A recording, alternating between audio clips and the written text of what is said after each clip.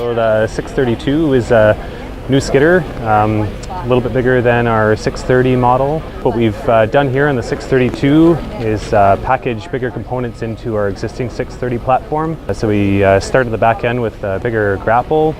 So it's the biggest grapple in the four-wheeled skidder industry. It's 23 square foot with 152 inch tip-to-tip opening. We put a longer boom on this machine to give further reach to the logs. Then we come into high visibility arch and a bigger rear axle. That's kind of the one big change that we've made on this machine, is put a much bigger axle than what we had on our 630.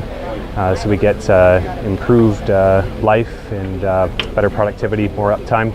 We've also incorporated some additional features into the rear axle. We put our park brakes into the axle. The machine now has axle brakes both front and rear. Drive lines to the axle increase in size. Then on the rear chassis, we've made a bunch of changes. We changed how the axle mounted so we can transfer the loads into the chassis better. We've increased the size of the cylinders all around the machine, so both arch and boom, but also the steer and the dozer cylinders. So we've made the rods and the bores bigger. Gives us more force with lower pressures on the machine. We come up into the front of the machine. There's a few minor changes up in the cab.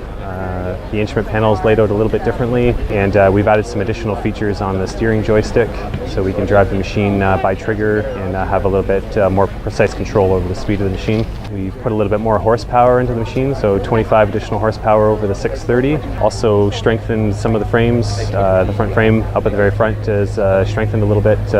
New dozer blade, and the front grille is also new, a little bit more robust. We're trying to make something that's more reliable and more productive, especially in the harsh environments that these machines will run in.